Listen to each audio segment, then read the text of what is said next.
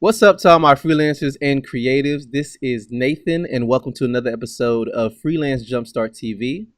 I am here, but I am not here by myself with the one and only Jane Portman. Jane, how are you doing today? I'm doing fantastic. Thank you so much for having me here, Nathan. Definitely, thank you for coming to the show and just giving us your time. And I know you'll have a lot of value because everything that you produce has value. Just to give a quick backstory, I first knew of Jane. Basically, I read Nathan Barry's book Authority, and when I read Nathan Barry's book Authority, I started writing more. When I started writing more, I started looking at what other freelance creatives were doing and how they were building authority online. And I found Jane's resources, and she had many things on user interface and just design and just overall business. And she wrote a couple of things, and they were pretty good products. I purchased those. They were great as well, and I learned a lot from her. So I just wanted to bring her on the show because at least every time I've interacted with her, she's brought value to the table. Not only that, but she has a podcast, and I've been on her podcast, right? So she's a great person at conversation as well, and diving into how to go from beginner to professional and how to, as a professional, continue to grow your business. So that's definitely why I wanted to invite her on. And again, thank you for coming. But yeah, Jane, tell us a little bit about yourself and your origin story. How did you first start freelancing? Well, thank you for all these kind words, Nathan. This story is definitely long. Nathan Barry's book is highly recommended, by the way. I also used it a while ago to write my first book, so it's a lot in common we have. Yeah. So freelancing.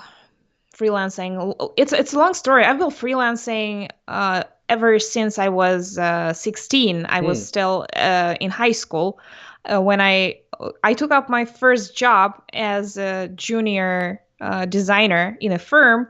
What that was definitely not full time, but also I managed to somehow juggle different freelance projects, and they were really different from, I don't know, designing packaging for a local butter producer to different little illustrations, which I happily don't do anymore because I don't actually do great drawing, but I did do that for a bit. I did websites, and so I had different freelance gigs throughout my college years, and I also carried on with that job as well. So by the time I graduated from the college, I already had a lot of years of experience in that agency, a lot of freelance connections. And in that agency, I grew up to a creative director by then. Mm. It was 2012.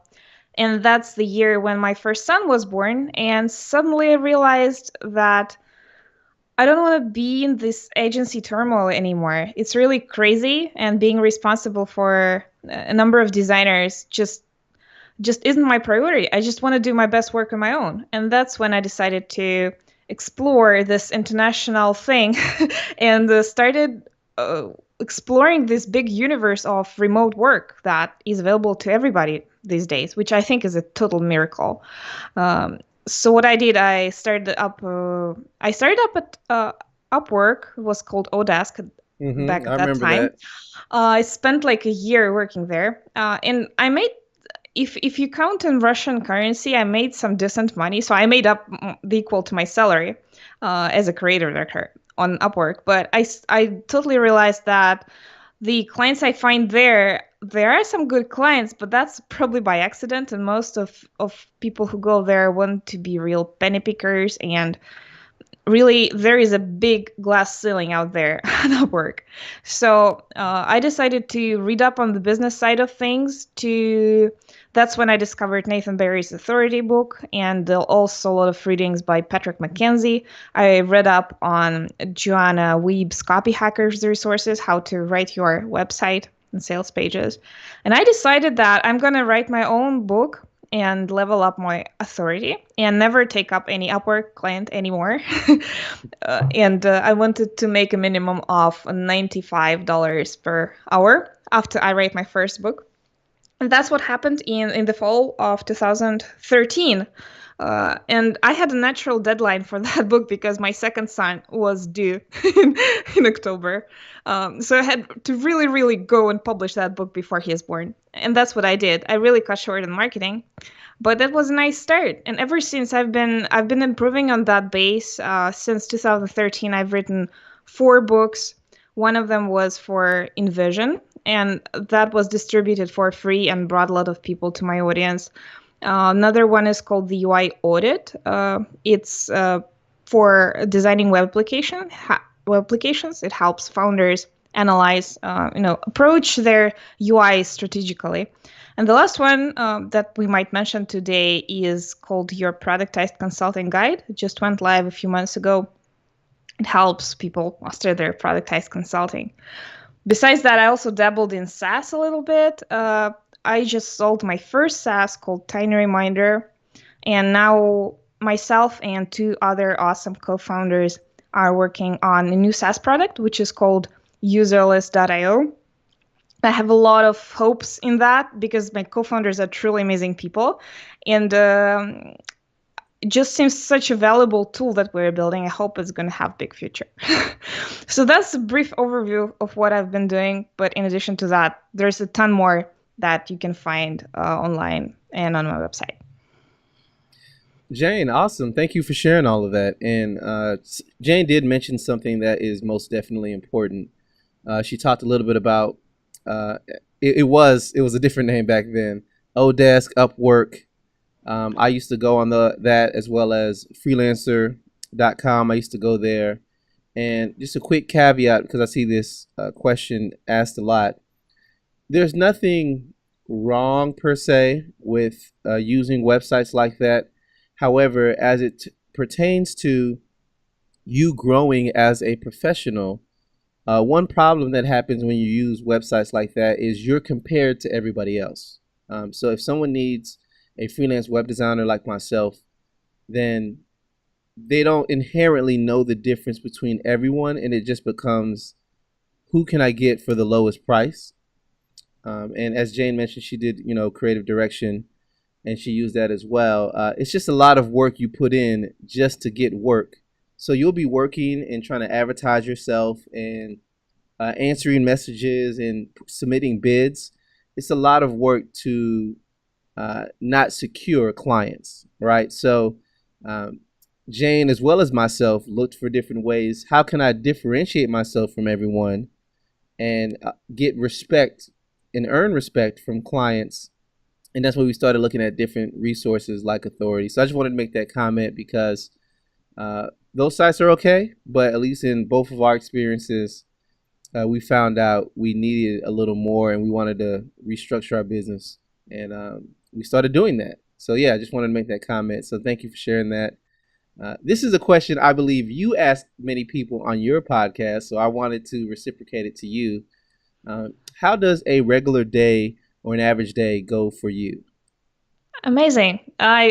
I've been musing a little bit, like, how would I answer that question if someone asked me that? So my answer is there is no typical day, I guess, really. One thing, I'm not an early riser, and I'm also not a productivity, I don't know, guru. I'm definitely very spontaneous about my activities. Towards the night, I usually have podcast recordings and meetings because I'm in Russia and we have an overlap between the US time zone at night.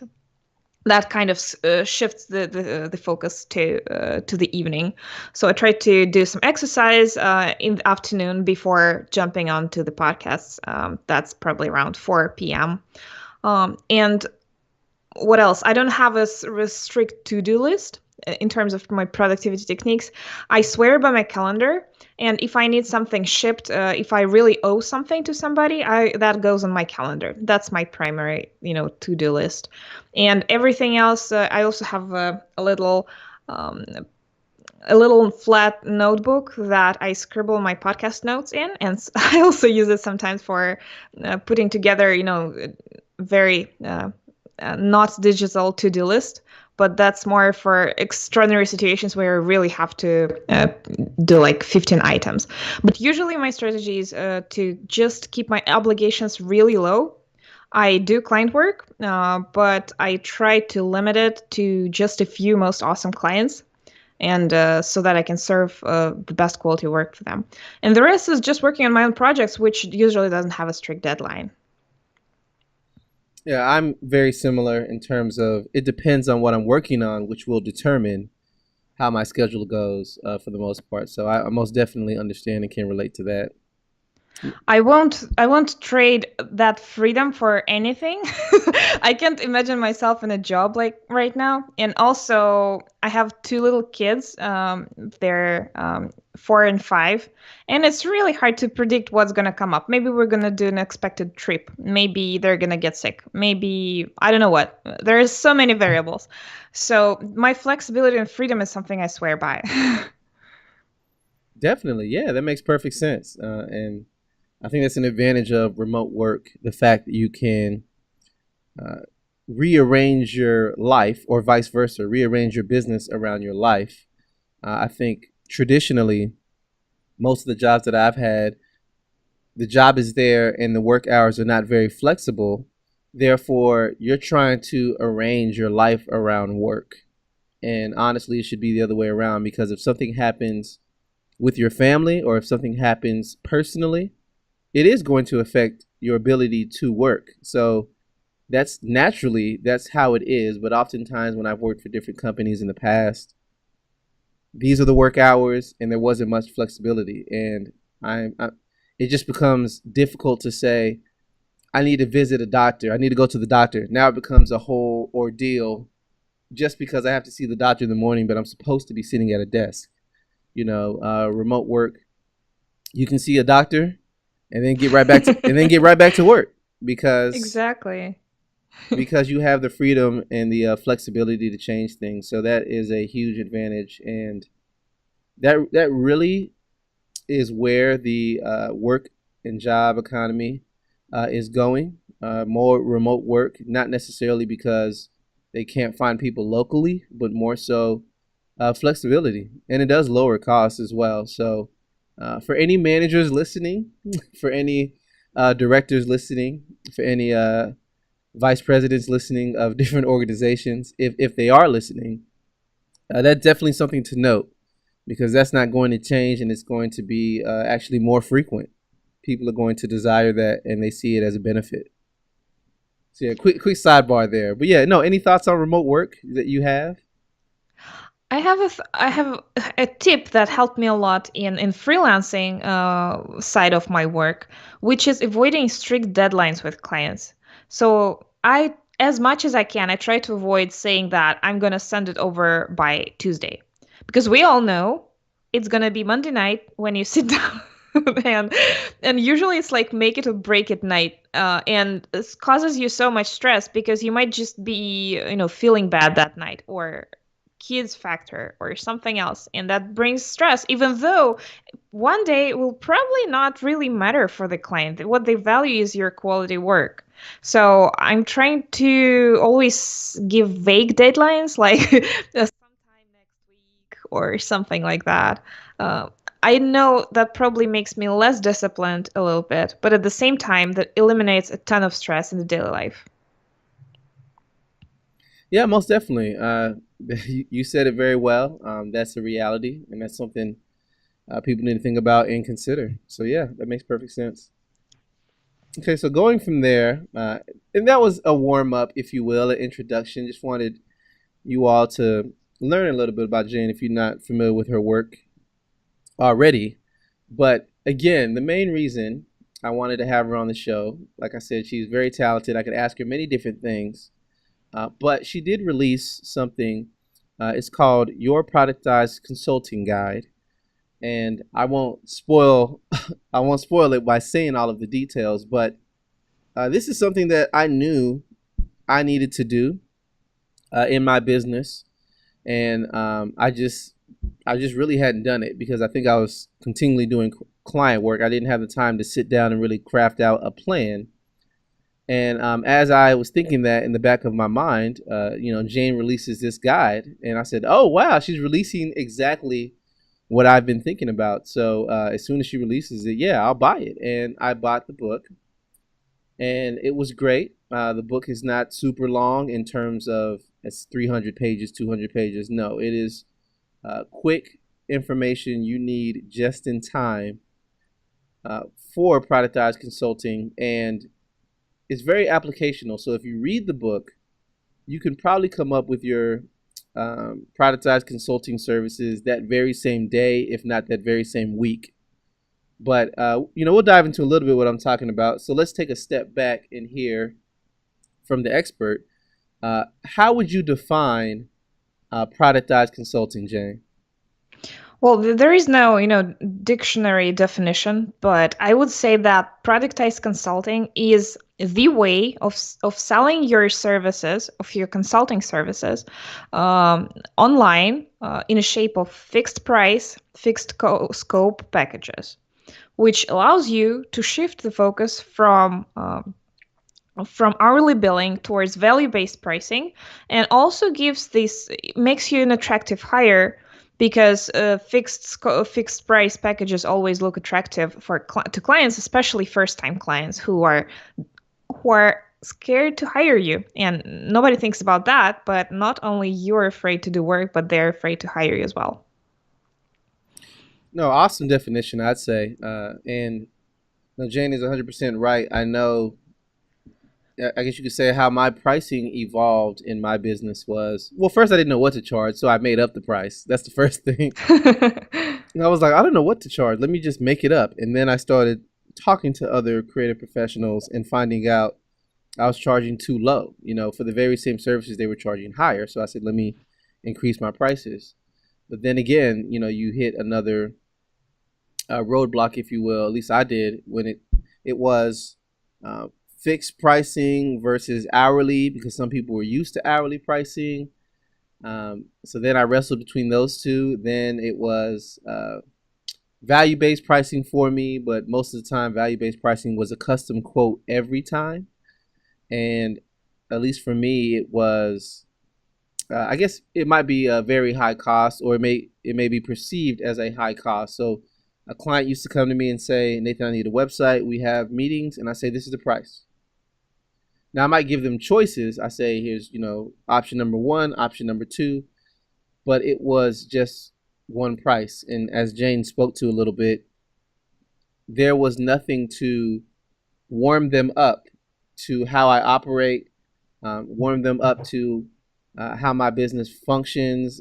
Do I even do good work? They couldn't test me out, if you will. And productized consulting speaks to that, and we'll get a little bit into that more so. But yeah, so we have a general definition of productized consulting, but I wanted to ask you, how did productized consulting change and impact your business? Because I don't know if you had a similar story to what I just mentioned in terms of your pricing journey, but how does productized consulting impact your business? Productized consulting for me was just like a gold mine. And to give a little bit of a background story, it was the end of 2013, I think, when Nick DeSabato launched his draft revise service, which was A/B testing monthly. The keyword is monthly here. And Patrick McKenzie wrote a big tear down of his sales copy to a huge audience of his in a huge article. And I read that and got very inspired. So in the spring of 2014, I launched my own monthly offering, which was called Correlation, Monthly Creative Direction for SaaS companies. And it became quite a hit. And moreover, it was a monthly thing. So I had a handful of clients, let's say 3 to 5, and I returned to each client every month, did a little bit of work for them. And then they had a month to implement it, and then we got back together again. So I had a handful of amazing clients on retainer, essentially.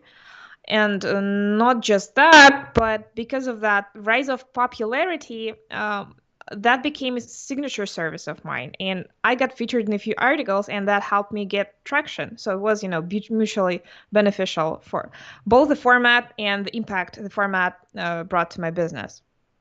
So for about maybe a year or a year and a half, I was just bathing in that, amazing recurring revenue and great clients. Seriously, what happened that is that I burned out because I took up a chunk of non-recurring work that overlapped with recurring clients, and I just really burned out and quit everything, which was probably not very wise to do. And my husband was like, you must be nuts to refuse all this amazing money. And I'm like, yeah, but I'm really tired. I need to work on products. So that's what I did. Nevertheless, that was an amazing experience, and I highly recommend experimenting with monthly services. Yeah, definitely. You are correct. There's both sides of the coin, as you mentioned. Monthly recurring revenue is somewhat of a goal. It helps you plan better. You know exactly what's coming in. You know what you can depend on. It creates a little bit of security. But on the other end of the spectrum, as you mentioned, you are expected to fulfill and do that specific job or scope of work every month. So then it's great to have incoming revenue. However, it may be never, your work is never ending, if you will. So, there is a certain balance that you need to try to obtain to that. So having a mixture of recurring and other things definitely is helpful just to any creative that's out there. So yeah, I'm glad that had a great impact on your business. And Jane also mentioned Nick DeSabato, who still has his site, Draft Revise, and he added a few more services, but he does a great job of that. But we'll dive into that because she speaks to that and gives an example of it in her guide. But yeah, Nick DeSabato has a great site where he outlines his services and kind of epitomizes productized consulting. And I'll put that in the show note just so people can see it as a reference or as an example of how one person is approaching that. But, great resource, and he does produce good work, at least from what I've seen. So I wanted to ask this as well. So productized consulting had an impact on your business. You gave us a definition and everything. That's perfectly fine. So if someone is interested in getting started, I'm pretty sure they're curious as to say, where do I begin? I mean, productized consulting, okay, fine. You're offering your services at a fixed price. Great. But where do I begin? How do I even discover what things should be a productized service? Where does someone begin? Awesome. So there are a few sides you can approach it from, and you're kind of approaching it from a few different standpoints, but they all have to be defined in order for your productized consulting thing to be strategic. One of them, you need to figure out the audience you're serving, and I always recommend to start with an audience because it allows you to just do everything in a much more focused way. You can write sales copy in a more focused way. You can shape your services much better. Another thing is to think about the range of services you're going to be offering. So it's not just one service we're talking about. You can have a services page on your website and offer a range of things to pick from, like a menu in a restaurant, which is going to make your very easy hire because people can pick what they can afford, starting from $200 or $300 consultation call, strategy call, to some smaller packages, to larger packages, and so on and so forth. So nothing exists as isolation. And there's a number of things you can do to figure out what exactly you should be productizing in your business.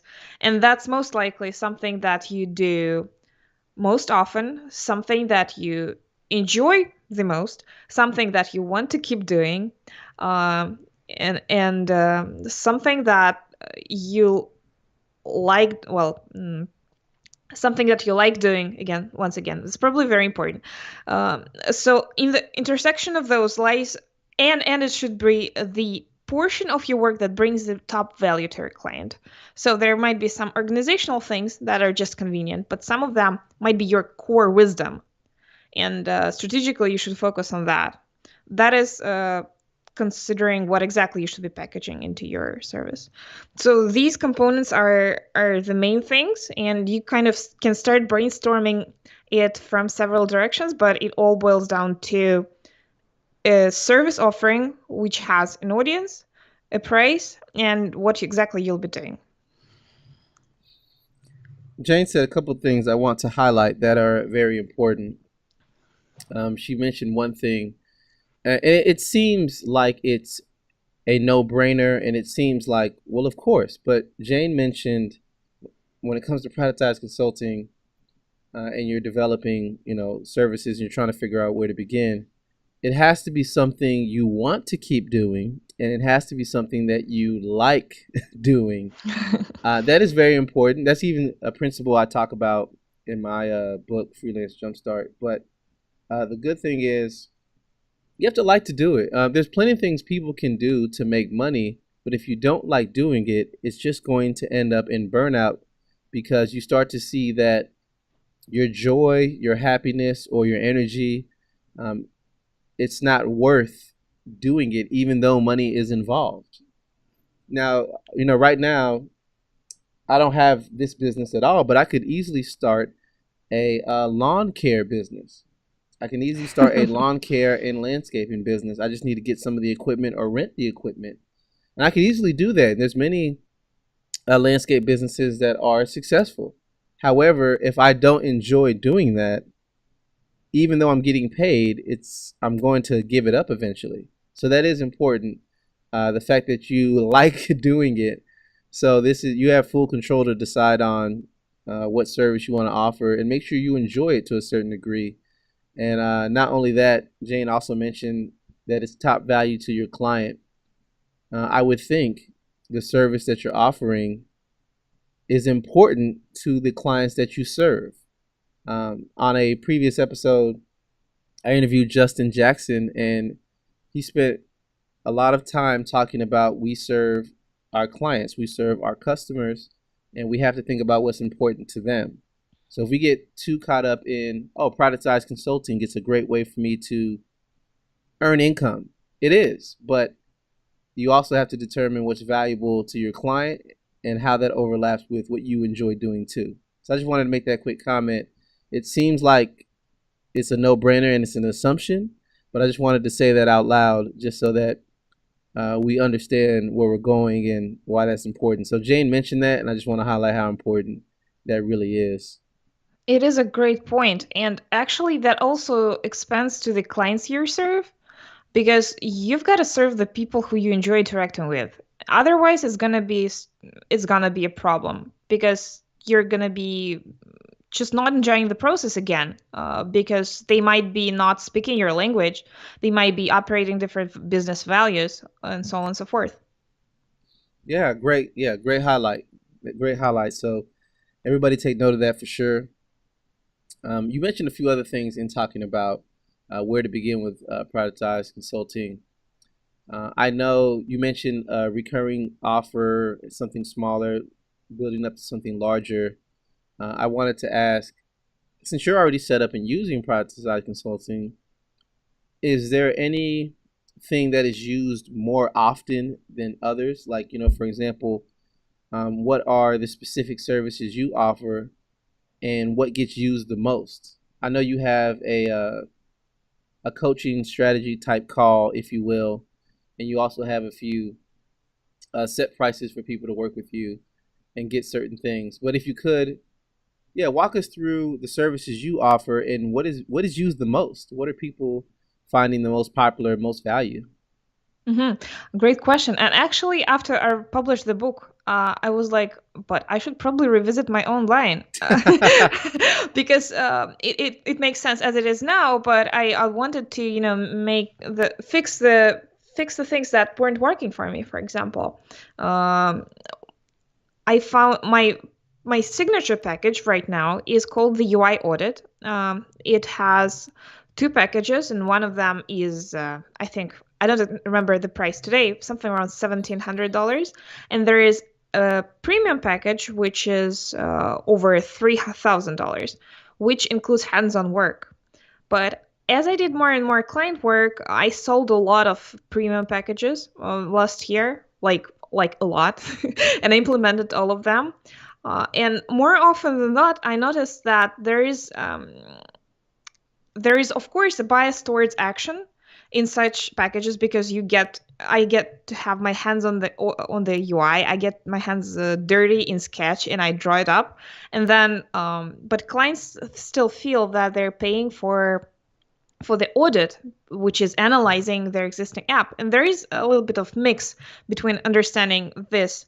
Maybe they would like to have less audit, more action, or less action, more audit. And I just realized that shipping that within the same service is probably not a great idea. So right now I'm working on removing the premium package from the audit and leaving just the plain thing as the audit, which is a written report about your web application, and putting together a bigger package. I don't know the name exactly, but with shift towards action, with actually in plain English, it would be something my take on your existing UI, which is this like slight redesign with improvements. But I'm still there's still a lot of work to be done on the actual language and what is going to be included there. And I've been doing that for different clients and calling it 2 days of work. Now that's just horrible because that's not a way to ship your most valuable work as 2 days. Of course, 2 days is much better than 24 hours, no matter how much you charge. But still, 2 days doesn't sound super attractive. So that's the change in my packages I want to make. Another popular one is the consulting call, the strategy call, which has the top value. And I just increased the price by $100 because I noticed that. Such calls are super draining for me. It takes me like up to an hour to review the UI before we jump on a call. And then it's just entirely energy draining for me to give all this advice in real time, which is amazing for founders. I love helping people, but it takes half a day to restore that energy. And then I spend a little more time to write a recap. So that's definitely more than actual hour that I claim. So I just increased the price from $300 to $400 to reduce the number of that, just because it's not very sustainable for my business. I'd rather do something else for $3,000, let's say. And I love what is happening as we're talking. Jane has been using Productized Consulting. She has found some success with it. She is continually using it in her business. But as she just mentioned on this podcast, she changed some of her pricing, and she's right. I'm on her page, and she did change a few things with the pricing. But not only that, she mentioned when she was working out certain offerings, and if it wasn't practical, she has the freedom to change them. So as she mentioned with the strategy call, it was an hour, but she spent time preparing for the call. That might be something that someone's not thinking about. Somebody might be thinking they want to offer a 60-minute strategy call as well as an entry point. That's great. But it would be wise of you to look over the person's business and prepare. You can't just turn on your Skype or whatever you want and turn it on and then just talk to someone. You could do that, but if you don't prepare, the call might not be the best value for the client. So she spends time preparing in addition to the call. So that means she probably needs to change the price of the offering, right? And she can maybe even communicate that if she wants to. She can write down, it's not just the call. I invest time prior to the call so that when we talk, it is of most value. She can say that if she wants to, but I just wanted to note that as well. The fact that when you do set up productized consulting, it can be changing, right? As you interact with real clients, you can see what needs to change and tweak different things. So no, thank you for just being transparent and saying your thoughts out loud, because I think there's a lesson even in that. Oh, well, thank you. I'm glad. I hope that is useful, because nothing is truly set in stone and we can always iterate on what we do, especially in client work. And it's always helpful to revisit your sales pages, because the more clients you interact with, the more material you have about the way they behave, about the misunderstandings that might arise, about the questions they ask. And so all of that deserves some place on your sales page. Right, most definitely. You're right on it, I would say. And so just wanted to clarify one thing. So you said some of your more popular packages, and I'll use the words you say in your guide.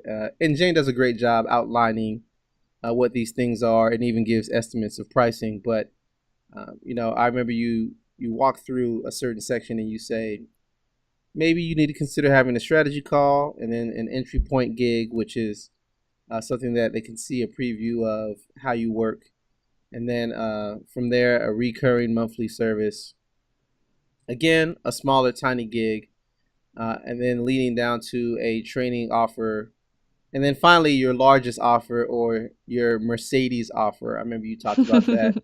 uh, Right. but you just mentioned strategy calls, and at least for you specifically, strategy calls, and as well as I don't know, do you count what you just mentioned, the custom UI audit? In your case, do you count that as an entry point gig, or is it more of an advanced offering? What do you count that as? It's hard to clarify, but it's definitely the top value package. And I think the founder, once they had this audit with me, they can just go ahead and do everything else on their own. So it's not super entry point, but there are a lot of people who stay and ask for additional work down the road from that. So it could be an entry point. Of course, it eases the conversation. It's the first stage of our client work. It can stop at that, or we can continue. Yeah, great. And I wanted to highlight this as well, so that it's definitely not overlooked. There's a lot of value in advice.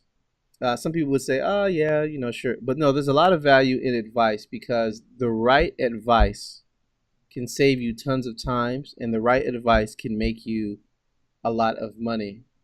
I remember I listened to a different podcast from, it was Sean McCabe, talking about advice he received from Nathan Barry. And he said the advice he received netted him over $50,000 more dollars. Right. So the right advice at the right time can be a huge difference, but also the wrong advice, the wrong advice. Well, I would say it like this: the right advice at the wrong time is still wrong advice. So speaking to someone to get clarity on what you need to do is good. And I like how Jane outlined, the UI audit is what needs to change. But if you want her to actually dive in and make those changes, that is technically a different service.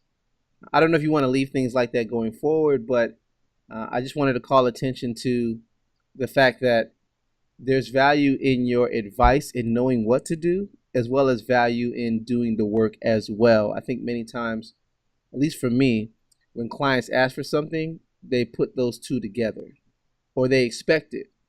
But as a freelance creative, you can separate the two and price accordingly. The biggest thing I run into with web design is most people say, oh, Nathan, you do websites. Great. Can I talk to you? Can we meet? They put web design and web development together. They assume that if I make a design, I will build it out. I have the ability to, but they're not the same service. They're technically two separate things.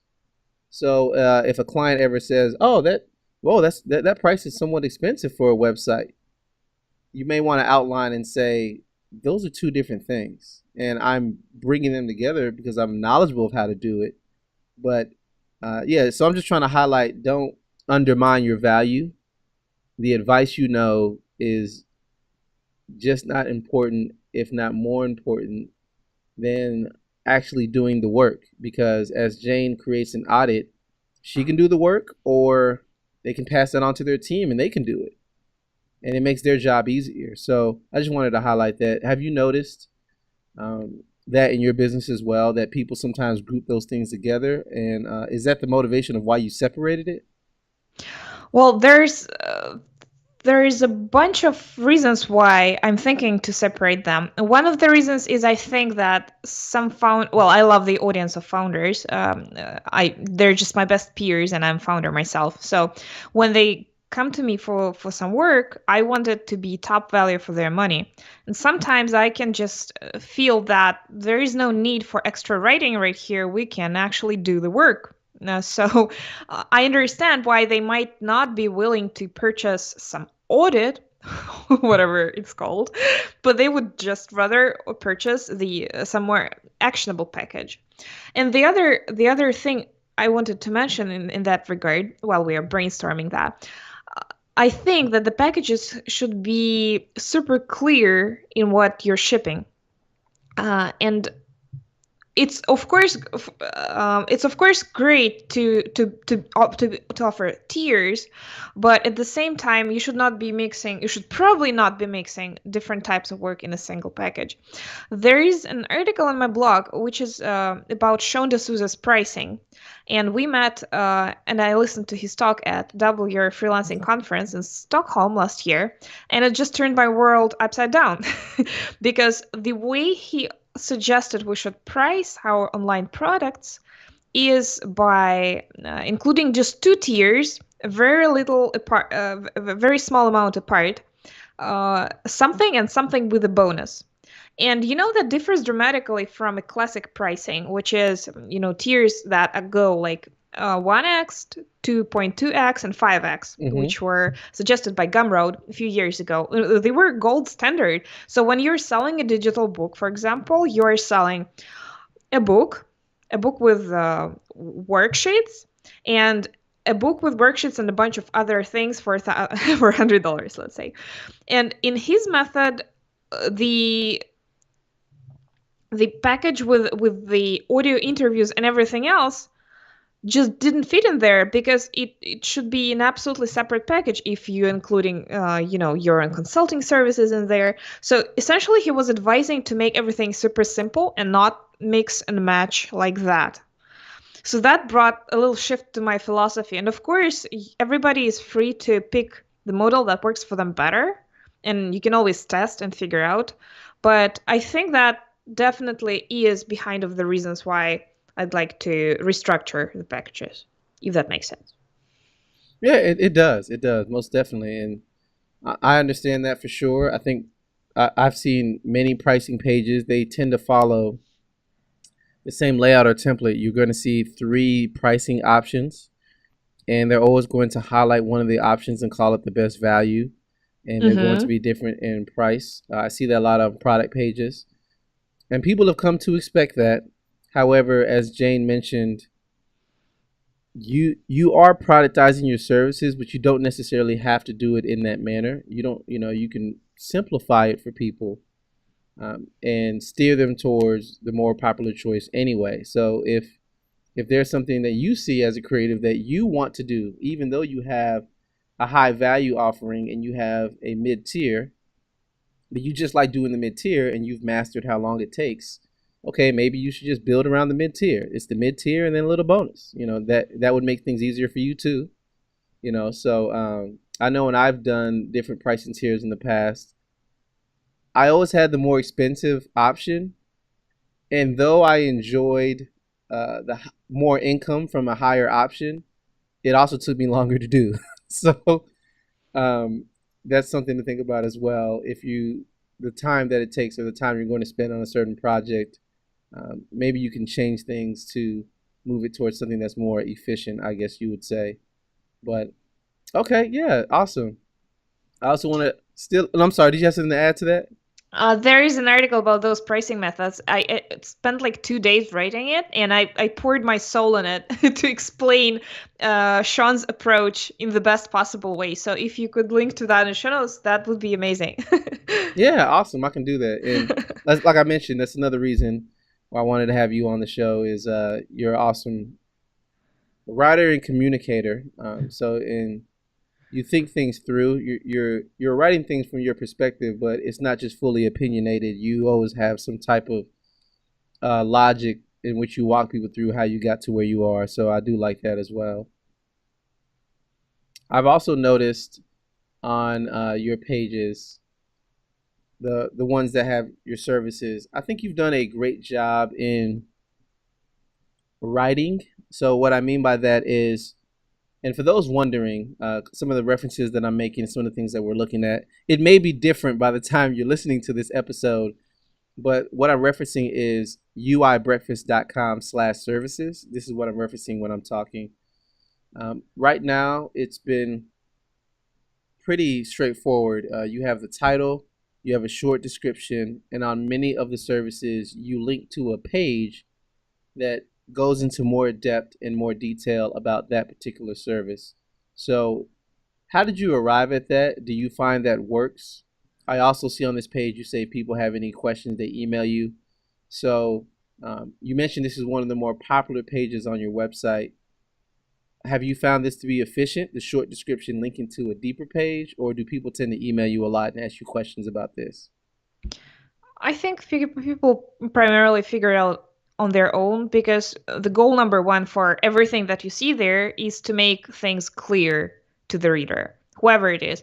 And I think there are two kinds of people who visit it. One is the potential clients, and the other, probably larger audience, is people who want to get an idea how I do things, to get an idea of my pricing so that they can go ahead and do their pricing better than it was before. I think that's one of the reasons why it's popular, and everybody just likes seeing prices. And I think putting pricing on your site is a great strategy because it's the most powerful psychological anchoring mechanism ever. Putting a label, a price tag on your services puts you somewhere um, in people's ecosystem in their mind. And if the price isn't high enough, that puts you somewhat on a pedestal, even if it's not really affordable for their current project. So the format that I have there, a list of services with brief descriptions, just worked out well with time. The MVP for each new service is just a paragraph, so you don't have to create a separate sales page for each service. I actually have separate service pages for the consulting call, for the strategy call, and for the audit, I think, as of right now, Sure. because those need the most explanation, and everything else we can just play by ear and people can email me about it. For example, the Mercedes offering that I have starting at $8,000, which is group coaching for creative teams. I have never sold a package, even though the package stems from an actual episode of my, client work. That when I did put together such proposal, that's when the price tag appeared. But I never sold this package, so why would it be?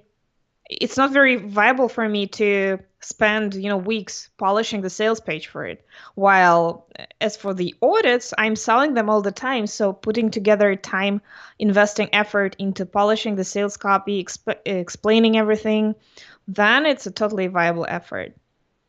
So, and the sales pages themselves, they follow the classic model, which is, pain driven fix. And they just explain what I do. And that's totally necessary for packages like the UI audit, for example, or the monthly creative direction that I had before, which is called correlation. Because there is no golden standard for it. You need to explain what's included and what is not included and what the deliverables are.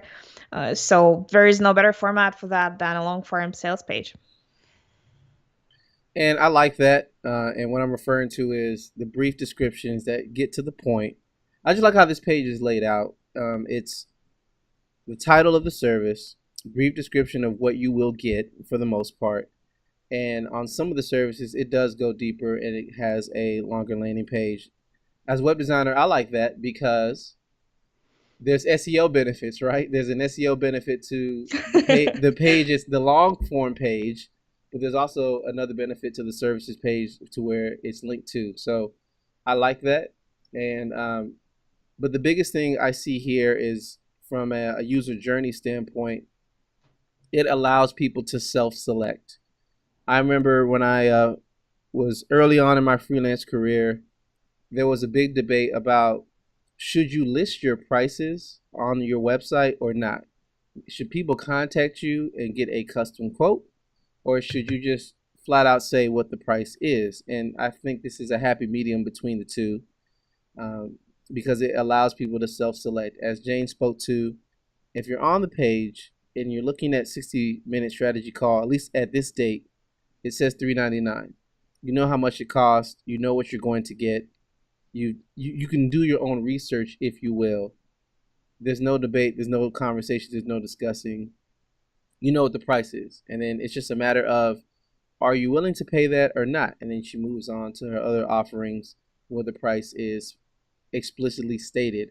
So for different founders and different companies, they can budget accordingly, and they already know what it is. And they don't have to wonder or go through the action of setting up a call or waiting on an email response just to get an answer.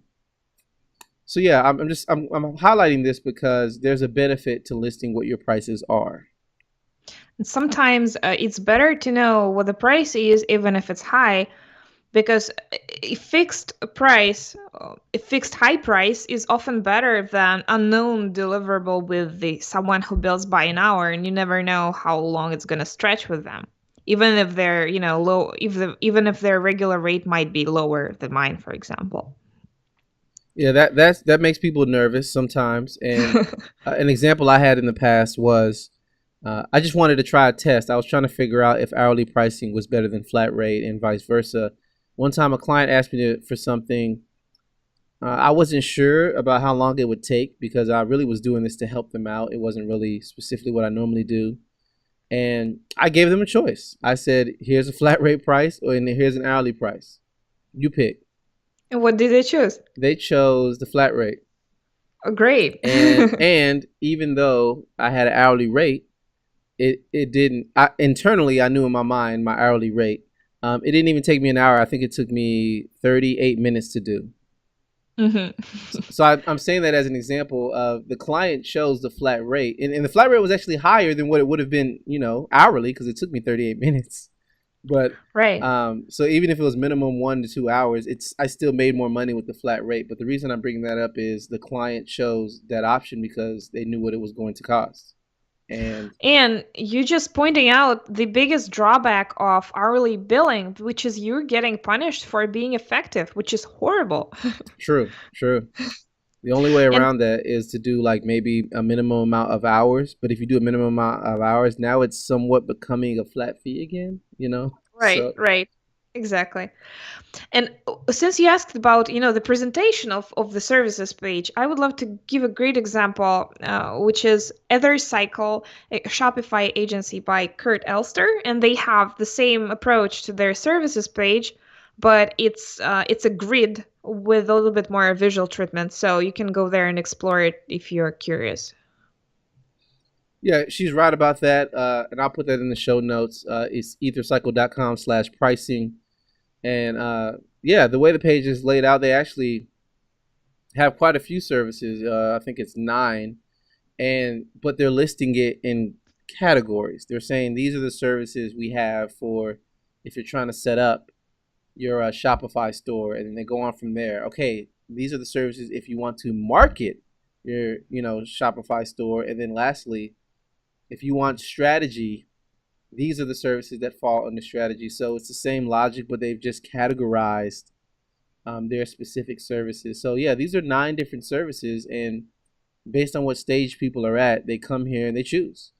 And that's the biggest thing, at least I've learned in reading what Jane has written and some of the other resources online about productized consulting. You're just creating choices for the client to choose what's best for them at that moment in time. So allow them to choose. So many times, I've done this. So many times I tried to steer a client towards what I felt was best for them. And there's still some of that. Maybe you talk to someone and you say, okay, I think the next step is you should choose this. So there's still some of that. But honestly, if you lay things out clearly, let them choose. Because if the client chooses on their own, then they have to defend the decision that they made. It's no longer about you making the best recommendation. It's, hey, did they make the best choice? And now that decision falls on them. Like I said, you're there to coach them and guide them, but now the decision is purely on them. So there's a benefit in that. And that's something that I'm trying to do more of, to say, The client has to take a certain level of responsibility. I'm just going to help them make the best decision, but ultimately it is their decision. One awesome thing I want to highlight as well is I read the guide that Jane wrote. It was very efficient, very straightforward, plain English. You can understand everything. She gives examples.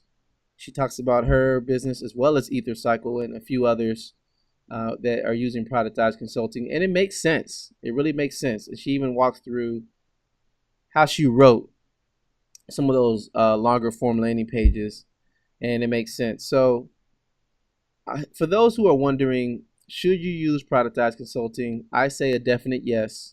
Not only that, but like I said, I was thinking about it and it was in the back of my mind, but I never did it. But when I got Jane's guide in my hands, that was the catalyst for me to make my page. And I actually have a page now. So my services page is inspired by everything that Jane mentioned, on this episode, as well as everything that she mentioned in the guide. So I got value out of it, and I've been freelancing for about 8 years, 8 9 years. I've been freelancing, and I just never did this. I knew about it, I was aware of it, I just never did it. But the guide made it plainly clear what I needed to do, and I needed to do it soon.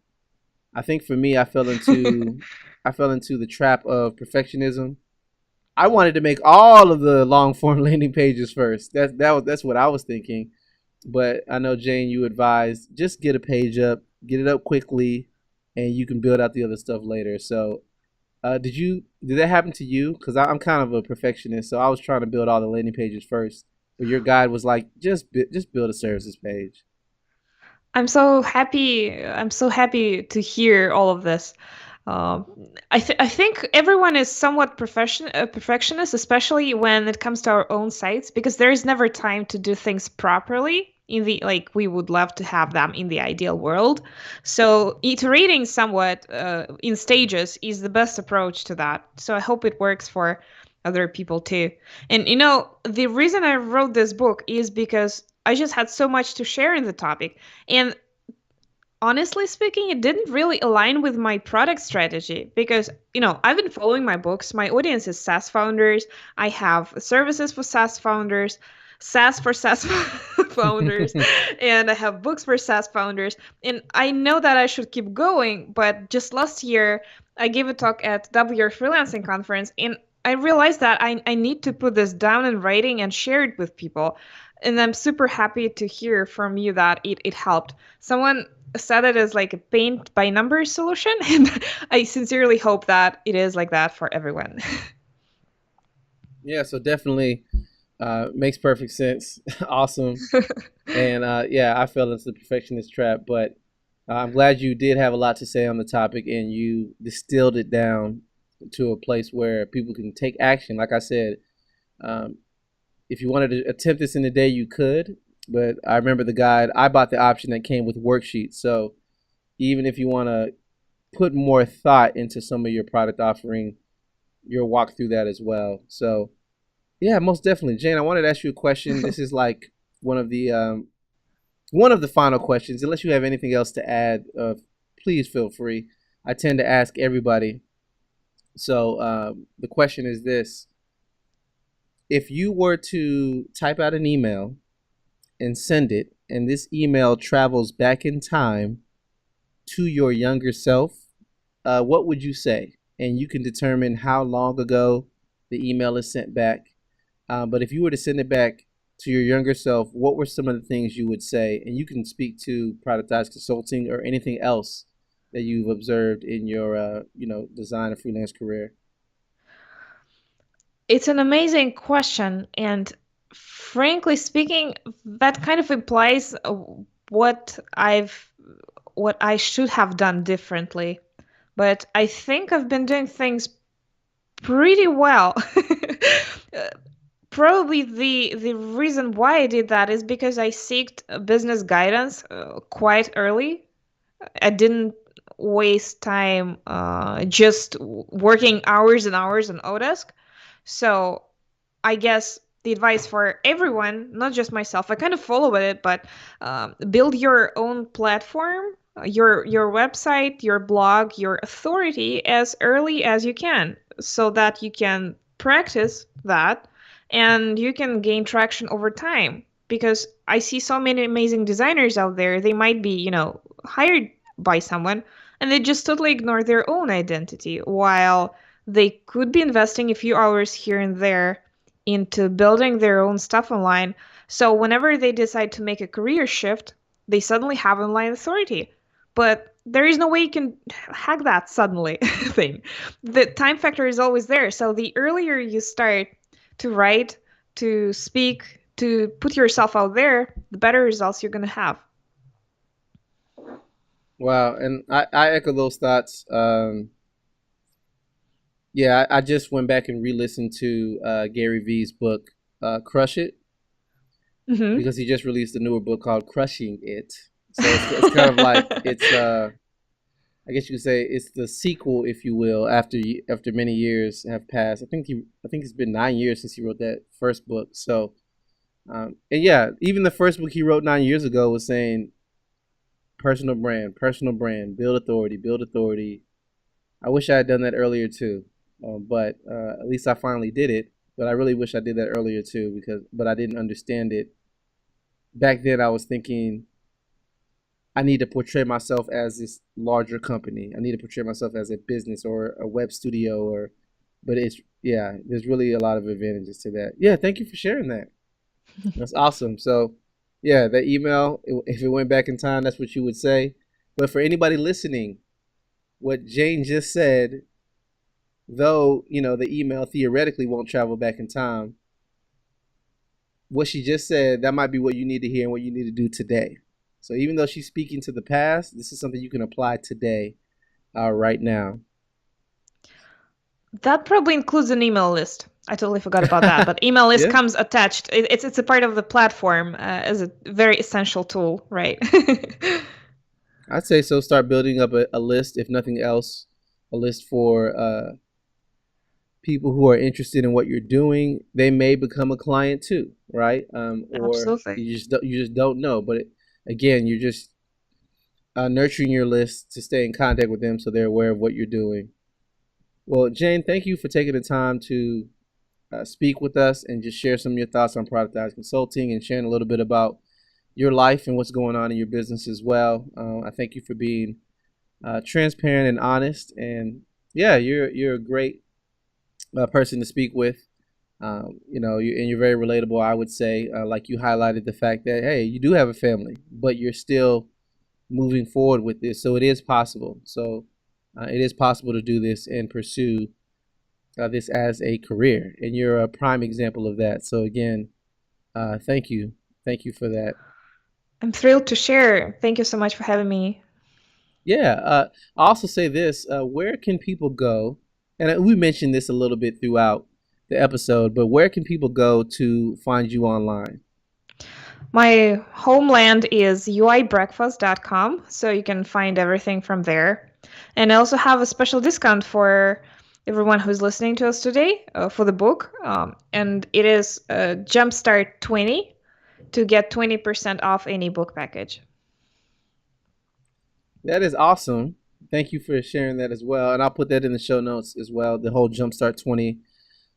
I would say, if nothing else, every creative definitely needs to have the Productized Consulting Guide just so they can read over it and reevaluate. If you already offer it, reevaluate it, what you're doing. Or if you haven't set up a page like that yet, you definitely need to take the time to do so, because you'll start seeing, and Jane gives examples, but you'll start seeing there's many people doing this. And they're not doing it exclusively. It's something they're doing in addition to some of the other things they're doing in their business as well. So it's not like productized consulting is the end all. It's something they're adding that enhances everything else that they're doing. Because even now, I'm talking to Jane, but she still has client work. She still has different SaaS products she was working on, and she still has her podcast. So it's just something that enhances everything else that she's already doing. And I see that as an advantage for me as well, and which is why I bought the guide and I added productized consulting to my product offering as well. helps me be a little more well-rounded in the services I'm offering different clients. Awesome. So yeah, Fantastic. yeah, awesome. Yeah, thank you. Well, thank you all for listening once again. Definitely check out the show notes and see all the resources that we referenced in this episode, as well as uibreakfast.com, where Jane lives online, and you can check out all her resources there. Well, thank you, and I will catch you all in the next episode. See ya.